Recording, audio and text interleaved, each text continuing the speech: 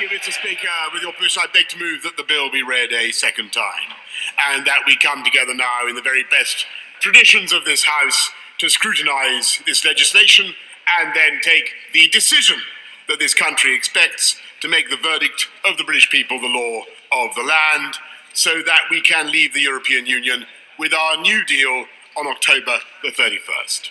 Mr. Speaker, I of course wish that this decision on our national future had been taken through a meaningful vote on Saturday, but I respect perfectly the motives of my right honourable friend, the member for West Dorset, though I disagree with the effects of his amendment. And I regret too that after Saturday's vote, the government has been forced to act on the advice of the Cabinet Secretary and to take the only responsible course, which is to accelerate our preparations for a no-deal outcome.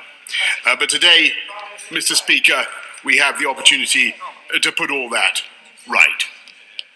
Because if this House backs this legislation, if we ratify this new deal, which I believe is profoundly in the interest of our whole United Kingdom and our European friends, we can get Brexit done and move our country on. And we can de-escalate those no-deal preparations immediately and turn them off next week, and instead concentrate on the great enterprise of building a new relationship of the closest cooperation and friendship, as I said on Saturday, with our European neighbours, and addressing our people's priorities at home. And I give way with pleasure to the right honourable gentleman. A number of people before they vote today will be very concerned about various rights which are enshrined in Europe, but which might be vulnerable if and hopefully when we leave. One of those sets of rights will be on rights for working people. Would the Prime Minister give an undertaking? The bill is, so we have it on the record. The bill is quite clear.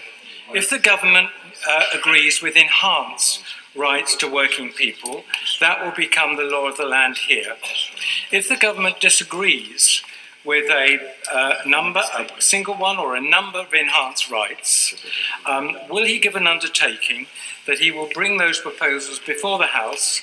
Will we have the chance to vote and instruct the government to accept them, please?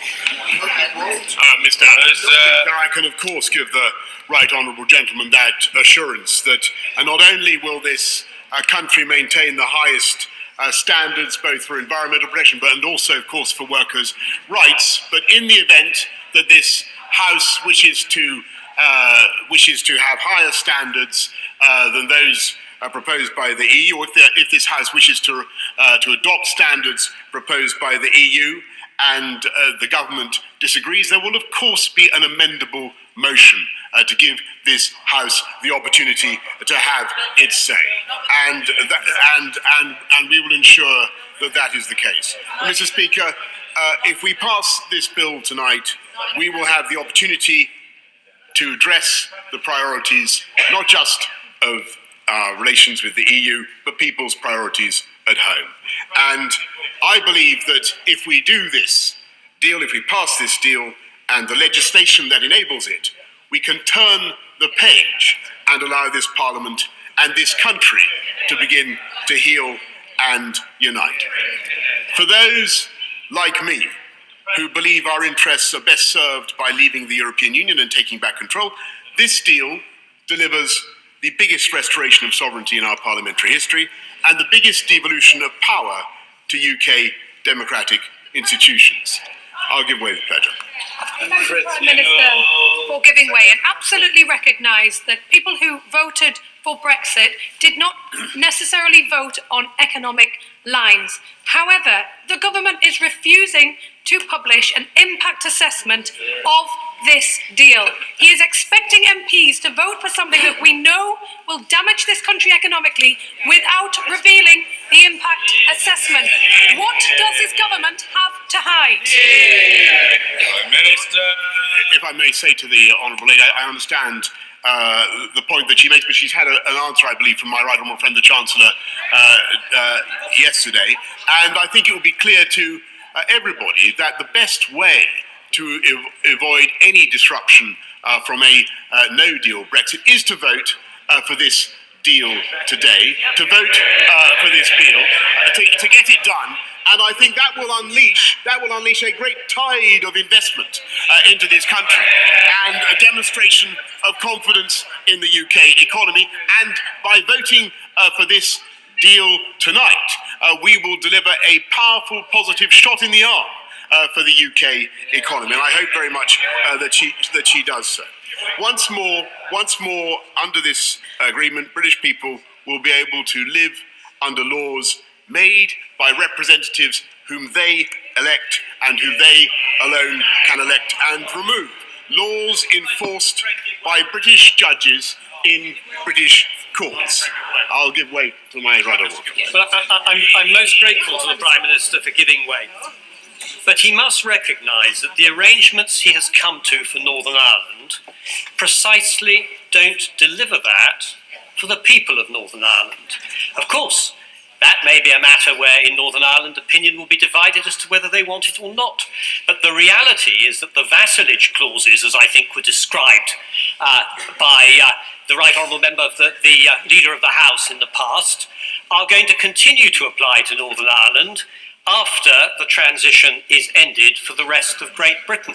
How does he square that with the recovery of sovereignty promised to the entirety of the British people?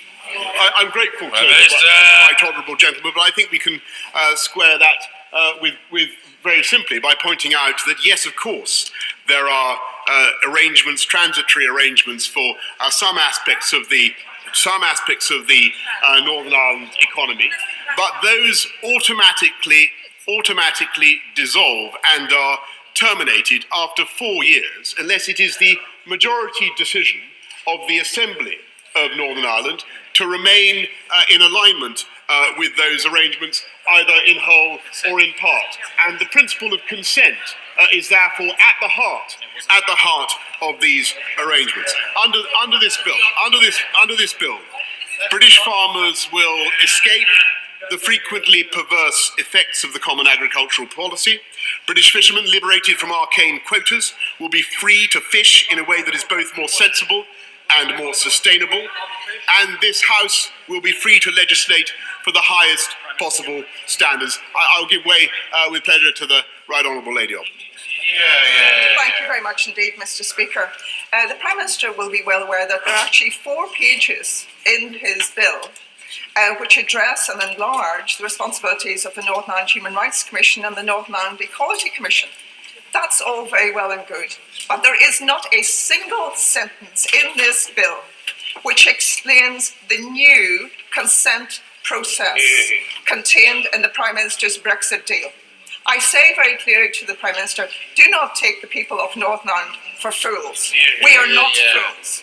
The Prime Minister needs to explain in detail how his new consent process operates. In detail, please. Prime Minister.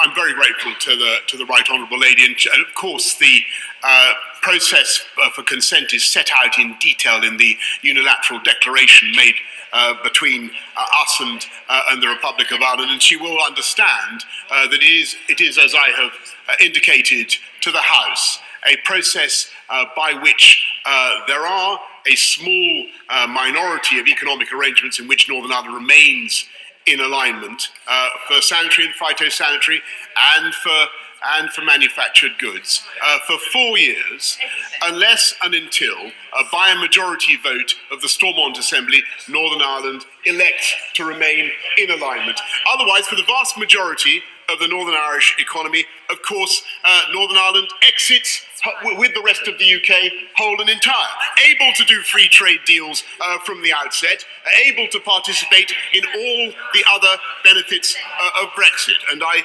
hope that point will commend itself to the Right Honourable Lady. I give way with pleasure to my Right Honourable friend. I'm grateful to the Prime Minister, and can I congratulate the Prime Minister to getting us to this critical point in the long Brexit journey. Related to clause 36, parliamentary sovereignty, could I invite the Prime Minister to confirm the UK will retain its own sovereign military capability as outlined in para 92 and 99 of the political declaration and not be committed to any EU mission, military initiative or procurement project unless we do so voluntarily. Minister.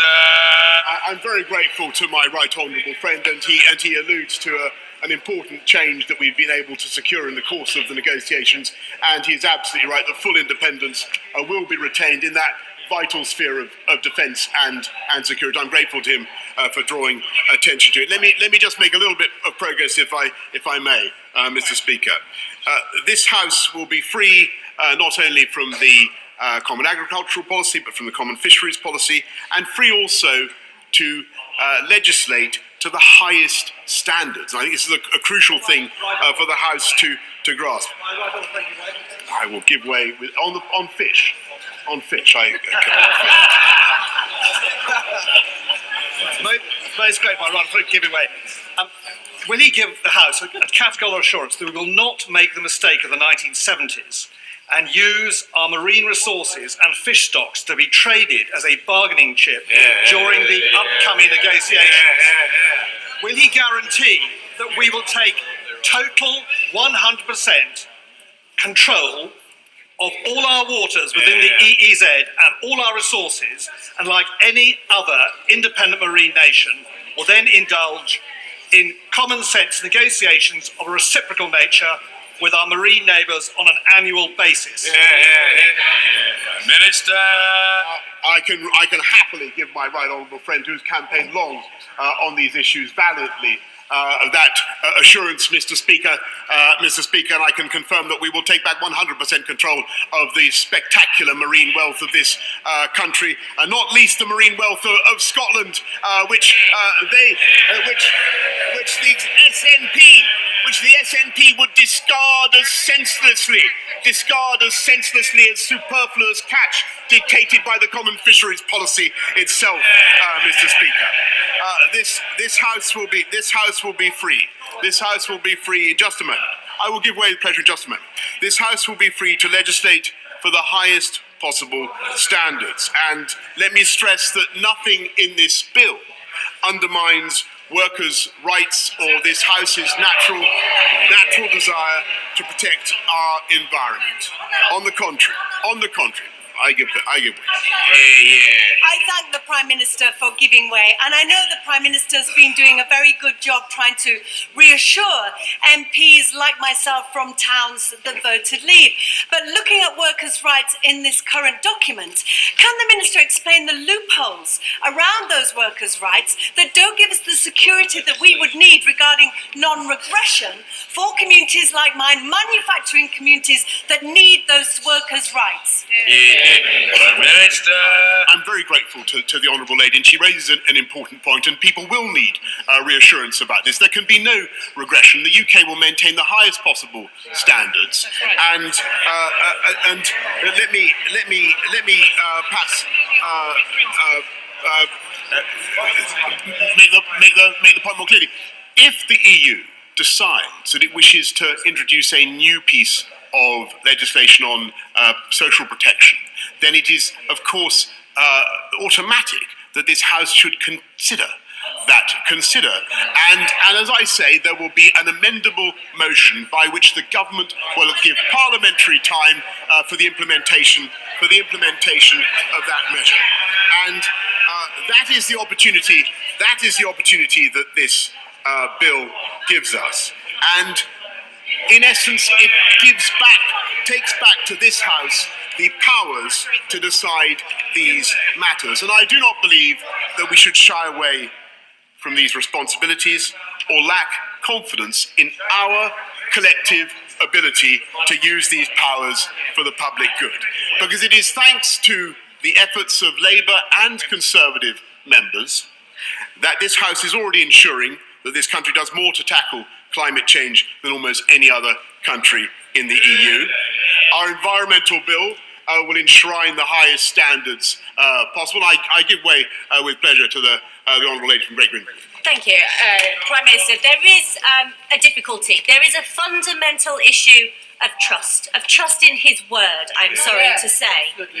So if the Prime Minister tells this House that he is committing to reviews of things like unfair dismissal protections, including reducing the qualifying period from 2 years to 1 year, and anomalies in employee terms and conditions in relation to TUPE regulations.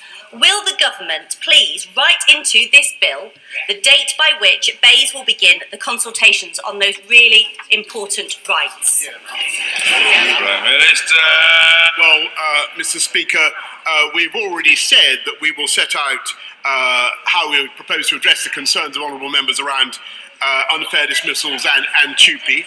And I do understand the desire of the Honourable Lady to get cracking on this, and I know that my right honourable friend, the Business Secretary, is going to be writing to members with more details. But I can certainly commit to her now, across the floor of the House, that we will indeed commit to a date for the implementation of those measures.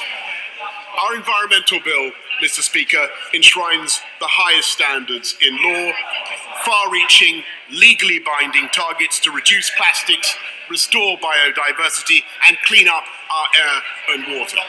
I give way with pleasure.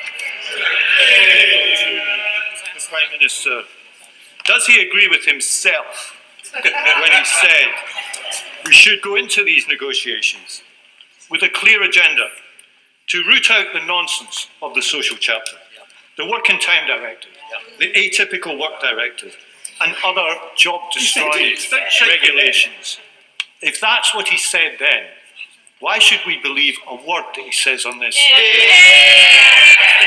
Mr. Speaker, because it is absolutely clear on the face of this bill and from what I have said that this country will maintain the highest possible standards and will give this House the collective ability to keep pace with Brussels and indeed to do better.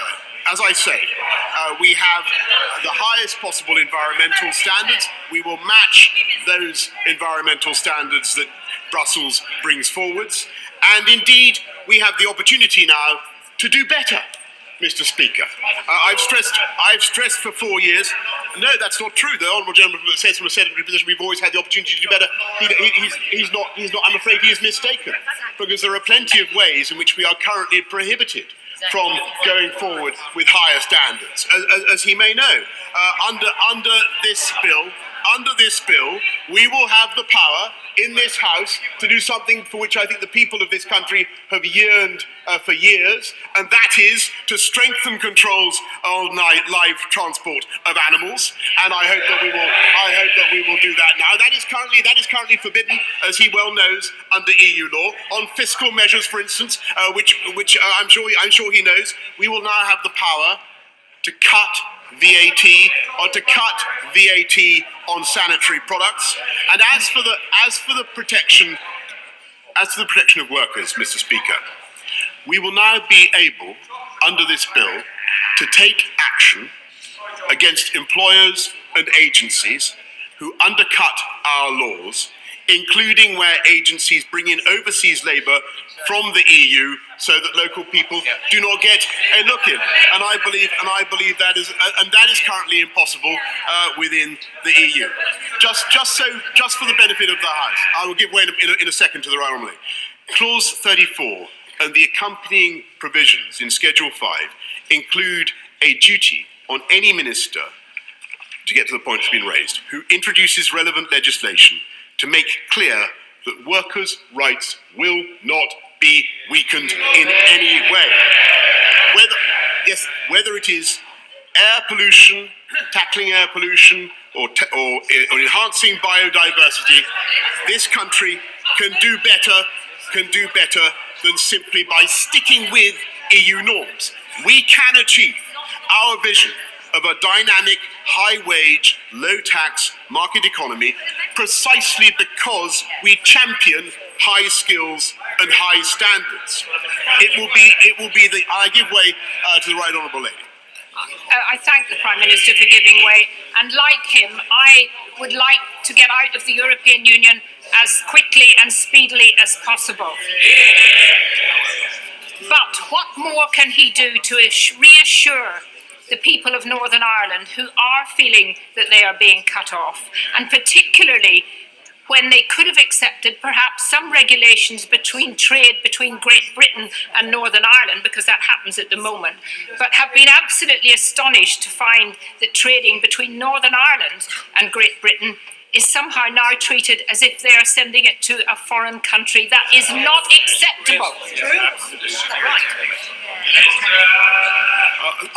I'm very grateful to the Right Honourable Lady, and I know that it is very, very important that we stress, and I must make myself absolutely clear, Northern Ireland is leaving the EU with the rest of the UK whole and entire. And we have achieved with this deal what I think few people thought was possible, that Northern Ireland is leaving the EU as part of a single customs territory with the rest of the UK. And to her specific point, if I may, Mr. Speaker, to her specific point, there will be no checks between NI and GB, and nor would she expect there to be any, and that is made.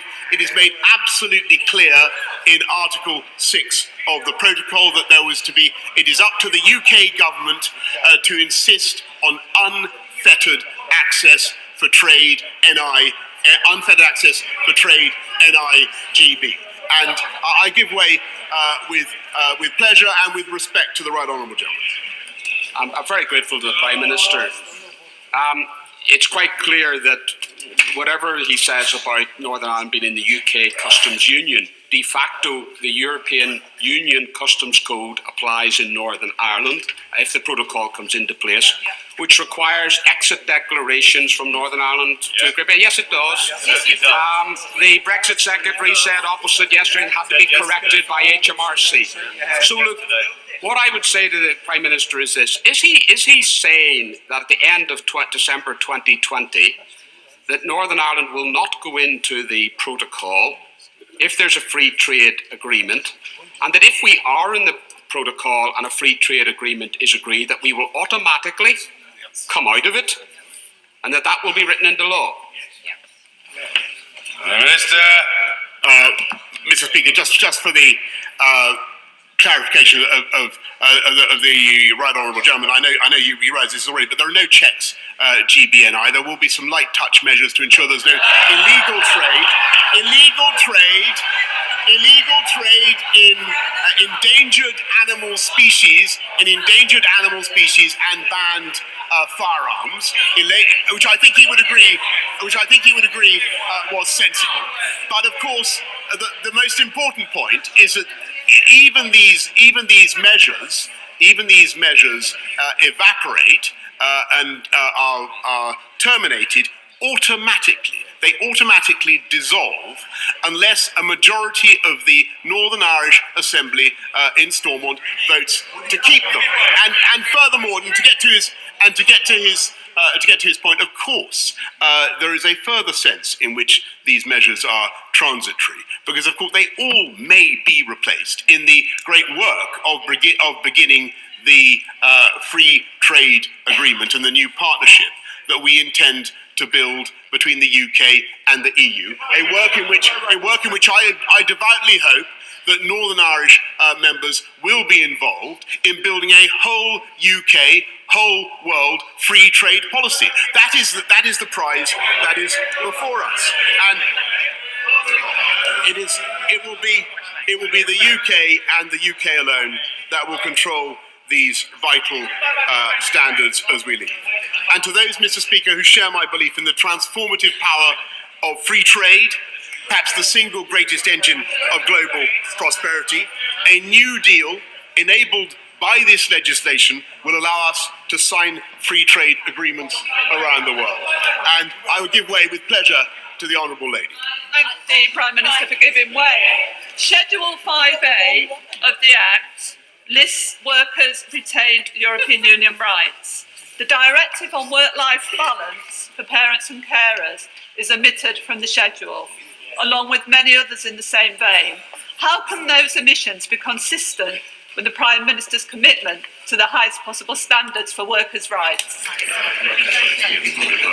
Mr. Speaker, we've been very clear that we will maintain the highest possible standards, but I would be very happy to study what the Honourable Lady says, but I can assure her that there will be whatever the House believes has been emitted can easily be replaced. And I give way to the honourable lady from Don Valley. I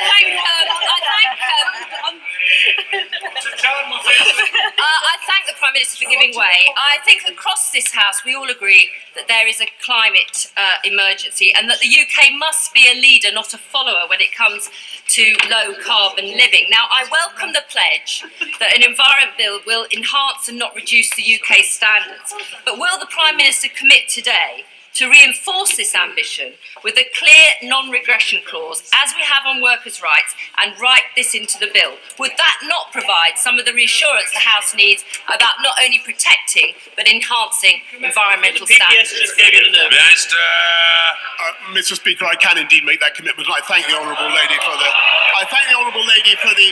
work that she is doing to champion the environment, and I would just remind her and remind the House that our environment bill will set up for the first time legally binding targets and an office for environmental protection to enforce those targets in this country. And I remind her that in the event of the EU, the crucial thing I think that she will reassure her is that in the event of the EU bringing forward new legislation, we will, in this government, bring forward an amendable motion so that the House may choose to match those standards. And, Mr. Speaker, I must, if I may, make some progress. This new deal will allow us to sign free trade agreements around the world, encouraging innovation, lowering prices, maximising opportunities for world-beating British companies to find new markets, and bringing good new jobs to communities who for too long have been left behind. And let me repeat, Mr. Speaker, in any future trade negotiations with our country, our National Health Service will never be on the table. All those points. But then, Mr. Speaker, I wish to say something not just to those who think that Brexit is a great opportunity, as I do, of course I do, but also to the 16 million who voted to remain. And I identify one in my honourable friend behind me. In terms of workers' rights, the EU requires employers to offer 14 weeks maternity pay. In the UK, we offer 39 weeks maternity pay. If we wanted to reduce workers' rights, why wouldn't this government have done that already? I think, Mr. Speaker, my honourable friend makes exactly the right point, that this government is a government that wishes to have the highest possible standards for workers across the country, because that is what we believe that is the right way forward for the British economy. And let me repeat, and I'm glad he made that point, Mr. Speaker. I wish to address the 48% whose concerns must always be in our minds. The revised political declaration sets out a vision of the closest possible cooperation between the UK and our European friends. A relationship, and I quote, rooted in the values and interests that the European Union and the United Kingdom share, anchored in their common European heritage. And to British citizens living in EU countries and to EU citizens who have made their homes here and who have contributed so much, this bill protects their rights, ensuring that they can carry on living their lives as before. And I give way to the honourable gentleman. Which one is? The Prime Minister has said, and some of his ministers said, they're against live animal exports. Does this mean Dover to Calais, or longer journeys from GB, Stranraer to Northern Ireland, or longer journeys still to the Hebrides, to Orkneys, to the Shetlands? When he says he's ending live animal exports, what does he mean? We need details on this. Are they the short journeys to the continent only, or longer journeys to Northern Ireland? Prime Minister. Well, I'm grateful to the honourable gentleman. He rather makes my point for me, because of course what he may not realise is that there are currently animals being shipped from this country to Spain, indeed to North Africa, in conditions of extreme distress. And I do not believe that it would be the will of this House, or indeed the will of the member opposite, that we should continue on that basis. And I say to those who care, like me, for the rights of EU nationals living in this country, I argued during the referendum that we should guarantee their rights in this country immediately and unilaterally. And I regret that this did not happen, but the bill today completes that job. I give way to my honourable friend. I'm grateful to my right honourable friend, and he's being characteristically generous in giving way. Could I, just so that we're absolutely clear, just ask my right honourable friend again, going back to the Northern Ireland issue, is it his and the government's intention, which I understood it and still understand it to be, that in the phase in which we negotiate a free trade agreement, that we would negotiate that on the basis that Northern Ireland would form a whole and singular part of that agreement and therefore would be treated exactly the same as Kent? Prime Minister. Mr. Speaker, I can give exactly that assurance. That is exactly what this bill does, and that's exactly what this agreement has secured. And I say I give way to the honourable lady from West Lancashire. Prime Minister, my constituents voted to leave 55-45, but they want to ensure, they want to believe, and it is a question of trust, that there will be certainty and decent rights for all workers as we leave the EU and in the future. I welcome the announcement that there'll be an employment reform bill, but you know, when he's got his pen out in answer to my honourable friend, could he actually set the date and tell us when he's going to put that date in this bill so we know it happens? Well, Mr. Speaker, I think I can confirm that we will be doing that, but it's probably best done in the course of the bill, and that we should get on with the debate as fast as possible. Let me come, if I may, Mr. Speaker, before I take some interventions to our compatriots in Northern Ireland, because this bill upholds in full the Belfast Good Friday Agreement, as Lord Trimble has attested, and our unwavering commitment to Northern Ireland's place, our unwavering commitment to Northern Ireland's place in the Union. And I give way to the honourable gentleman.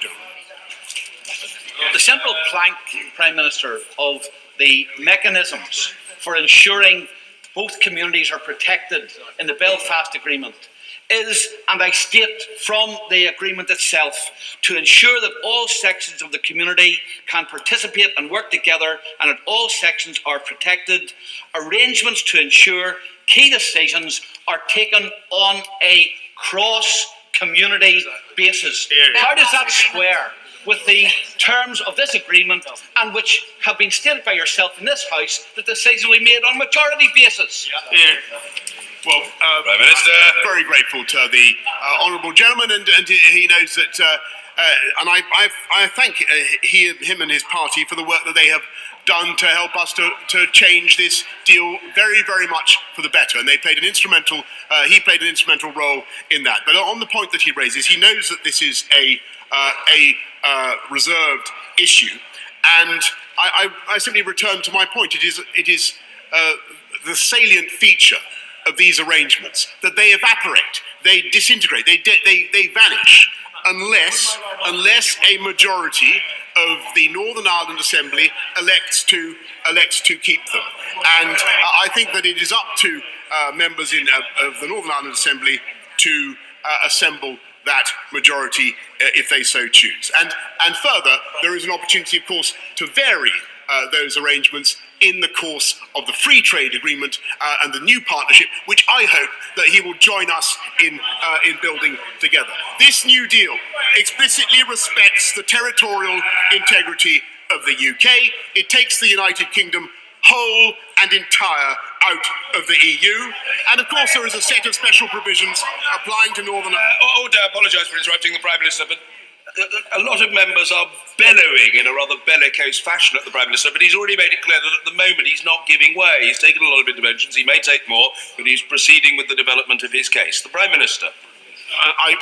Mr. Speaker, I give way to the Honourable Member for West Belfast. I'm very grateful to the Prime Minister for giving way, and I have heard clearly not only what he has tried to do this afternoon to assure this House, but also in answer to the question from the Right Honourable Member for Chingford and Woodford Green. How can he square the pledge he has given that says Northern Ireland can fully benefit from free trade arrangements with the provisions in the agreement he agreed at Article 13.8 that require the EU to have a say in whether we succeed from the protocol arrangements?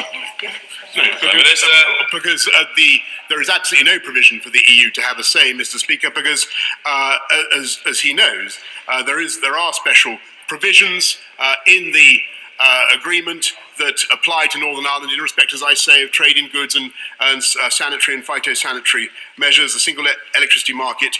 And the benefit of that alignment, that temporary 4-year alignment, Mr. Speaker, is of course that it allows us to avoid a hard border in Northern Ireland. That is its great benefit. It allows us to respect the Good Friday process. But those arrangements are automatically, may I complete? Are automatically terminated after... I just very gently say to the honourable gentleman who's had an opportunity, I hope it's a point of order rather than a point of frustration. But point of order, Mr. Semi Wilson. Point of order, Mr. Speaker. The Prime Minister has claimed to the House today that the agreement does not rule out the interpretation which he has given to this House. But paragraph 8 of Article 13 states quite clearly that any subsequent arrangement between the United Kingdom and the Union shall indicate the parts of this protocol which it supersedes, and that the EU will have a say in that.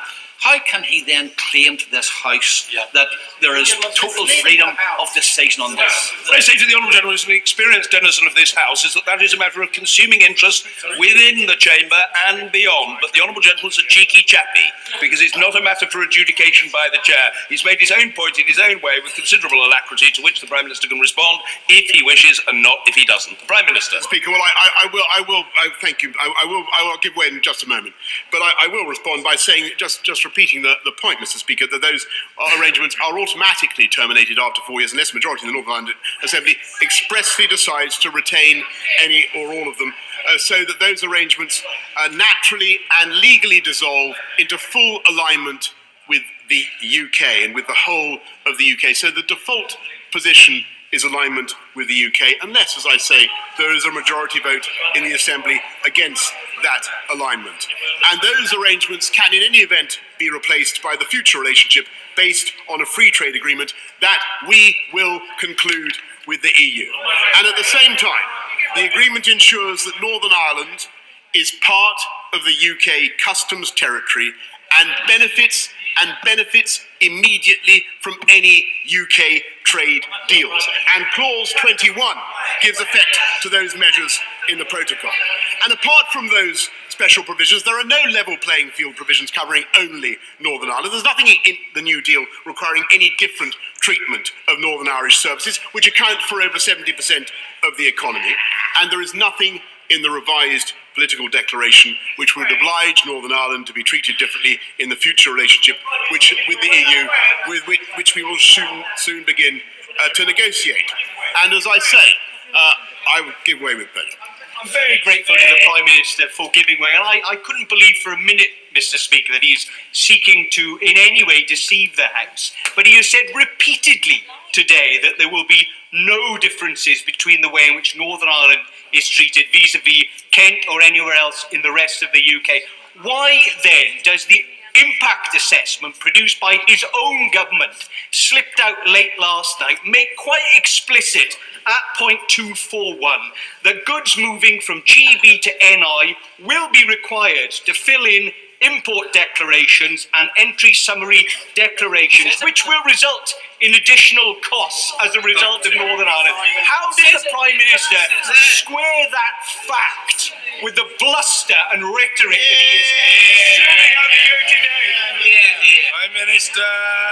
Mr. Speaker, the House will know full well that these are transitory arrangements, and if the people of Northern Ireland, if the people of Northern Ireland choose to dissent from them, they melt away unless by a majority they choose to retain them. And there will be no checks, as I repeat, there will be no checks, GB, NI. There is nothing in the revised political declaration that obliges Northern Ireland to be treated any differently in the future relationship. And as I say, I would expect members from Northern Ireland to be involved intimately in devising a whole UK, whole world trade policy. And indeed the whole House. I give way to the pleasure of my honourable friend. I'm very grateful to my right honourable friend. Isn't the truly fundamental point that to deliver the United Kingdom whole and secure and prosperous out of the European Union, members of this House need to vote for second reading, and yes, vote for the programme motion so it can all be done on time, and then stand firm behind him and his negotiating team so that he has the power to deliver just the relationship which is being implored upon him to put before the House in due course. Well, Mr. Speaker, my honourable friend has given excellent advice to the House, and I thank him very much for his support. And I wish to stress to my honourable friends that the whole House will be involved in devising that future partnership. I give way with pleasure to the honourable gentleman from Poplar. Speaker, I'm very grateful to the Prime Minister for his reassurances about workers' rights and the avoidance of race to the bottom and no regression, and that will be written into the bill because it's a huge issue for many members on this side of the House and needs to be recognised by many members on his side of the House. Can he give the same reassurances on consumer protection and that they will be written into the bill also? Prime Minister. Mr. Speaker, I can indeed give the right honourable gentleman that assurance, and there will be no race to the bottom, and for honourable and right honourable members who wish to be involved in the building of our future partnership, there will be every opportunity at every stage for this House to be involved, and quite properly. Order. There's so much noise in the chamber that I fear that the honourable gentleman from North Dorset, who enjoys the exalted status of the chairmanship of the Northern Ireland Affairs Select Committee, is unable to draw attention to the fact that he wishes to intervene in the debate, and that is regrettable for the honourable gentleman. But I've made the point. The Prime Minister. Mr. Speaker, I'm delighted to repeat our unequivocal commitment to consumer standards and protections, which I know will be welcomed by my honourable friend.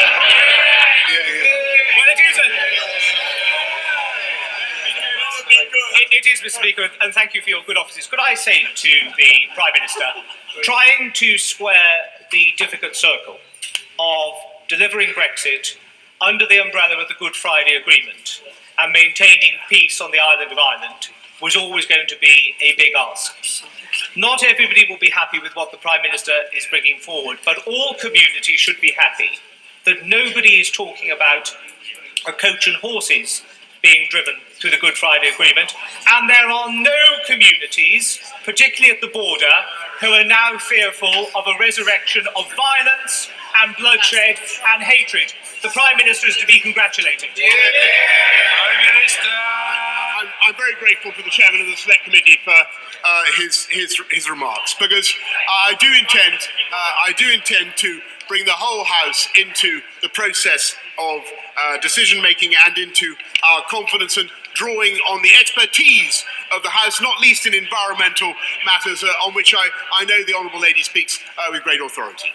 I'm grateful to the Prime Minister for giving way. Actually, what I wanted to ask him about, he's been giving so many reassurances to Labour members behind me. I wonder if you could give a reassurance to me about the fact of this trapdoor that is at the heart of this Brexit deal. We know that if there isn't an arrangement that's agreed by the end of December of next year, we risk crashing out with no deal. So could he give me the reassurance that he is going to extend that transition and he's going to guarantee now at the dispatch box that we will not crash out at the end of December of next year? Prime Minister. Mr. Speaker, I can indeed give her the assurance that there will be no crashing out, because we will negotiate a great new friendship and partnership within the timescale that is allotted. I I know that honourable members on all sides of the House have every confidence in this government to do that. They said that we couldn't change the withdrawal agreement in the 90 days that we had, and they said that we'd never get rid of the backstop. They said we wouldn't be able to get a new deal. We did get a new deal. We got a great deal for this House and this country, and we'll get a great new free trade agreement and a new partnership for our country. Mr. Speaker, that is the project that lies before us, ensuring that the great project can begin of building a new friendship with our closest neighbours across the Channel. That is the common endeavour of our whole nation. And that will begin with Clause 31, which will give Parliament a clear role, including, I hope, the Honourable Lady. The Prime Minister giving it away. Isn't the case that in order to get a deal with the EU, the Prime Minister had to make a choice over Northern Ireland? And the choice he made was to sign up to EU trading rules in order to get frictionless trade with Ireland and the rest of the EU. And isn't the truth that at the end of all of the negotiations the rest of the UK is going to face, we're going to face exactly the same dilemma? Remain close, sign up to the rules, in which case we give up our say, so what's the point of Brexit? Or break totally free, in which case what is the price? We have not made that choice. He's done it over Northern Ireland. We face it over the rest of the UK. This isn't getting Brexit done. It's continuing the agony for years to come. Prime Minister. Mr. Speaker, obviously I have a vision of this country with a very close friendship and partnership with the EU, but obviously also being able to do free trade deals around the world. I do think that those objectives are compatible. I think the way it can be made compatible is evident here in this great new deal that we have done, but it is open to her, of course, to work with us to take it forward. And I give way with pleasure to the right honourable member for Mr. Speaker, I congratulate the Prime Minister on securing a deal. I never doubted it for a minute. Can he reassure me that the moment this bill receives royal assent, hopefully sooner rather than later, he will work tirelessly, along with the Secretary of State for BEIS, to secure the closest possible relationship to European science and research funding programs? Yes, I thank my right honourable friend and brother very much for what he said, and he has worked tirelessly in that sphere himself. I know how much he values that cooperation, as indeed I know how much members across the House value that cooperation, and we will protect, preserve and enhance it, and indeed, as I say, honourable members across the House are going to be involved in that process, because Parliament is, as I say, under Clause 31, Parliament is given a clear role. And I give way, I would pleasure the honourable member for Dover. Thanks, Prime Minister, for giving way. He's been incredibly generous in this debate today. He will no doubt have heard, as I have heard, the dire warnings in certain quarters that if we leave the European Union, there'll be problems at Dover and chaos on the roads of Kent. Can he assure the House and me and my constituents that with this deal there will be no problems at the Channel ports and no problems on Kent's roads? I can indeed give that assurance, Mr. Speaker, and the best way to avoid any problems, whatever, is to vote for this deal tonight. And Mr. Speaker, with my leave, I'm going to make some progress. Let's pause for a second and reflect on the scale of the choices before us. If we reject this new deal, what would the House be saying to the country and to the world? What's the alternative course of action open before us? To undo Brexit, cancel the greatest democratic exercise in this country's history? Even now, I find it impossible to believe that any Democrat would contemplate such a course. Time and again, this House has promised to honour the referendum. And the fact that the Leader of the Opposition is now proposing a rerun, I think, shows a regrettable contempt for the verdict of the British people. This House has repeatedly rejected a second referendum, and in my view, must emphatically do so again. I know some colleagues have been contemplating certain amendments that are not about delivering a new deal, but rather about trying to change it. And I give way with pleasure to my honourable friend. Thank you. Will the Prime Minister agree that a referendum took place, a decision was made by the British people? It's up to Parliament to accept that decision and work with it. Not my words, but the words of the Leader of the Opposition. My honourable friend has encapsulated the point perfectly, and I think that the right honourable gentleman should reflect on what he has said. What message would it send to our European friends? I give way to the honourable member for Wimbledon. Can I thank my right honourable friend for giving way? He will know that when I worked closely with him when he was Mayor of London, how much he valued the contribution of EU citizens. I have the great fortune to represent a constituency with one of the highest proportion of EU citizens. Could I ask my honourable friend to look again at the arbitrary deadline for the application for settled status? Mr. Speaker, I'm delighted to say that the settled status scheme is proceeding apace, and we have every hope that the entire 3.4 million will register by the time of the deadline. But the best way to give all our citizens confidence and security, and to give all our friends confidence and security, particularly the 3.4 million, is to get this deal through tonight, because this is how we protect their rights. And I know that there are some colleagues who want to change the deal and are contemplating some amendments and that would change the fundamentals of the deal. And I have to ask the House, what would that say to our European friends about our good intentions? That we're proposing to come back to Brussels to ask for a third agreement, that we will put it to a fifth vote, perhaps after another 6 months or another year. Is there anyone who seriously believes that the EU would reopen the withdrawal agreement again? On the contrary, our European friends could not be clearer. The deal on the table is the one contained in this bill. And the decision for this House is whether to ratify this deal rather than going round in circles in a futile attempt to construct a new one. And then, Mr. Speaker, there is the question of yet further delay.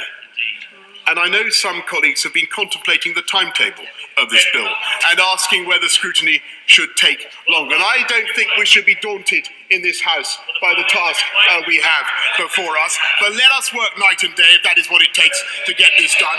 Our European friends are not showing any enthusiasm to agree a delay, or the delay that Parliament has asked for. And I give way to the Honourable Lady.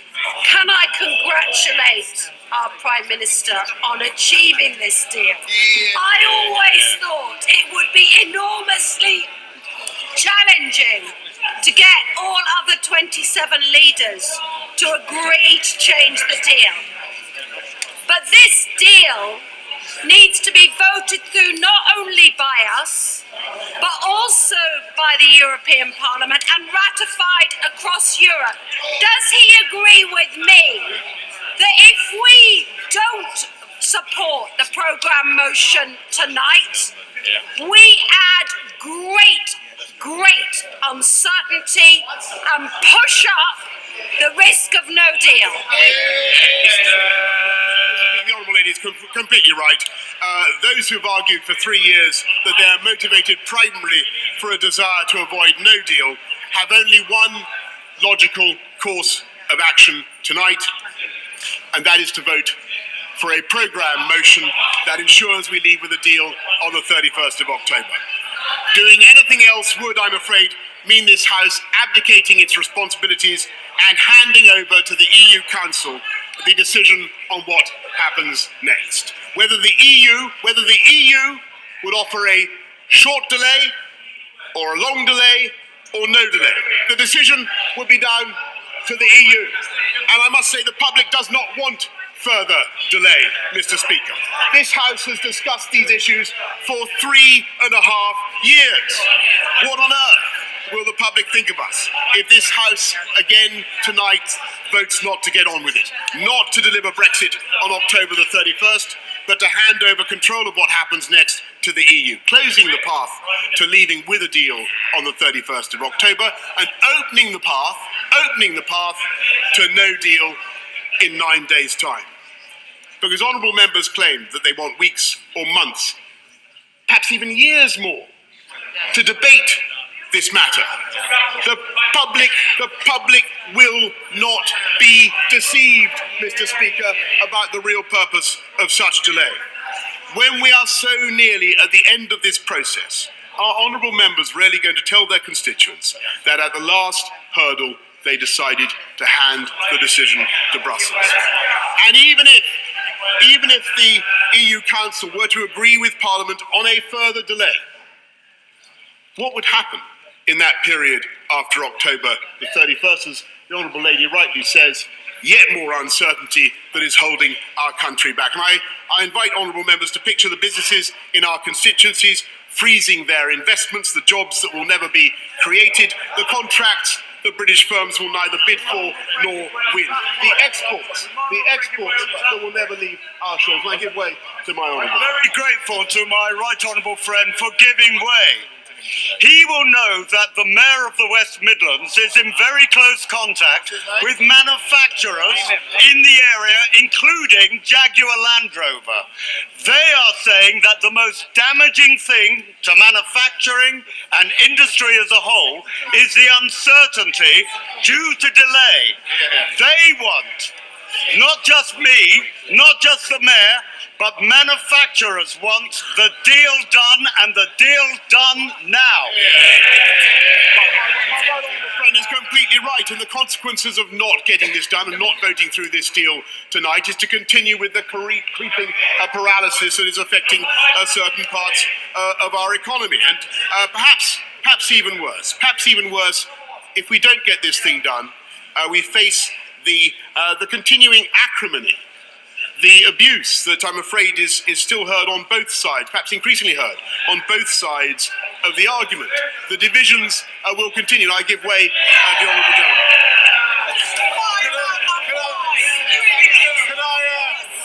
Can I start, Mr. Speaker, by thanking the honourable members for Broxtowe and Nottingham East for helping me be noticed. I'm often hard to spot. But could I, and Ilford South, of course, could I bring the Prime Minister's attention to Clause 31, which is basically the amendment that myself and my friend from Wigan put down to the last meaningful vote. However, whether by accident or by sneak, the Prime Minister has managed to add a small addendum, which means that any future vote would have to comply almost exclusively with the political declaration, meaning that this House would be constrained in what it could set as the future negotiating mandate. So could the Prime Minister explain why that's appeared? And could I also ask the Prime Minister on the purpose of scrutiny? This bill specifically disapplies Section 20 of the Constitutional Reform and Governments Act, which requires a 21-day resting period for all international treaties. Why has the Prime Minister taken the decision to do that on this? And is that something he plans to do on any future trade arrangements? Mr. Speaker, on the honourable gentleman's point about Clause 31, the intention is very clear. The intention is to allow the House to participate actively and fully in the building of the future partnership. And I think that if he reads the political declaration, he will see there is plenty of scope within that political declaration for a very active and full participation by all members of the House in devising that partnership. And on his second point about the deadline and the Constitutional Reform and Government Act, there is, in my view, ample time for us to get this done.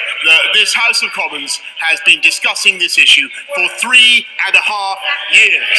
We have chewed over this question again and again. Our constituents will not be fooled by any further delay. They will not understand why that is necessary.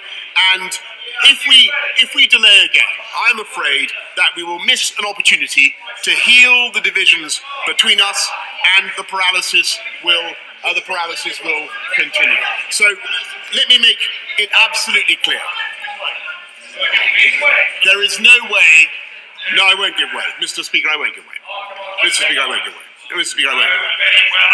I hope it is a genuine point of order. I have my doubts. Point of order, Mr. David Linden. Indeed, a genuine point of order concerning the programme motion. The BBC Breaking News app is reporting that the Prime Minister has said if he loses the programme motion, he will withdraw the bill. Now, given that the Prime Minister is talking about working with the House, has he given you any notice, sir, if the programme motion falls, that he intends to pull the bill tonight? The Prime Minister's not given me any indication on that matter, and we must leave him to develop his case. The Prime Minister... Let me be very clear that, and I come to exactly the point the Honourable Gentleman raises, I will in no way allow months more of this. If Parliament refuses to allow Brexit to happen and instead gets its way and decides to delay everything until January or possibly longer, in those circumstances can the government continue with this. And with great regret, I must go directly to the point that the Honourable Gentleman raises. With great regret, I must say that the bill will have to be pulled, and we will have to go forward, much as the Right Honourable Gentleman may not like it, we will have to go forward to a general election. And I will argue at that election. No, Mr. Speaker, I will argue at that election, let's get Brexit done, and the Leader of the Opposition will make his case to spend 2020 having two referendums, one on Brexit and one on Scotland, and the people, Mr. Speaker, will decide. Mr. Speaker, there is another path, and that is to accept, no I won't, and that is to accept, as I have done, that this deal does not give us everything that we want. And all of us can find clauses and provisions to which we can object as we can in any compromise. But it also gives us the opportunity to conclude that there is no dishonour in setting aside an entirely legitimate desire to deliver the perfect deal in the interest of seizing the great deal that is now within our grasp, of seizing the opportunity to begin healing those divisions, to satisfy the aching desire of the British public, that we would just get Brexit done and to move on to do what those who sent us here want us to do, and that is to address their priorities. For 3.5 years, this Parliament has been caught in a deadlock of its... Sit down. Has been caught in a deadlock of its own making. And order, notwithstanding the fact that the Honourable Gentleman Member for Kingston upon Hull East must emphatically be the loudest member of any Parliament anywhere in the European Union, he cannot insist that the Prime Minister give way if the Prime Minister is disinclined to do so. I think the Prime Minister may be approaching his peroration, to which we should listen. The Prime Minister. I do think I've given away quite a lot during this speech, and I do wish to wind up, because I know that honourable members will wish to make their own contributions, Mr. Speaker, to the debate. For 3.5 years, this Parliament has been caught in a deadlock of its own making, and the truth is that all of us bear a measure of responsibility for that outcome. And yet, by the same token, that we all bear a share of responsibility, we all have the same opportunity now. We all have the same opportunity now. The escape route is visible. The prize is visible before us. A new beginning with our friends and partners, a new beginning for a global, self-confident, outward-looking country that can do free trade deals around the world as one whole entire United Kingdom. The deal is here on the table. The legislation to deliver it is here before us. A clear majority in the country is now imploring us to get Brexit done in this House of Commons. And I say to the House, let us therefore do it, and let us do it now and tonight. And I commend this bill, Mr. Speaker, to the House.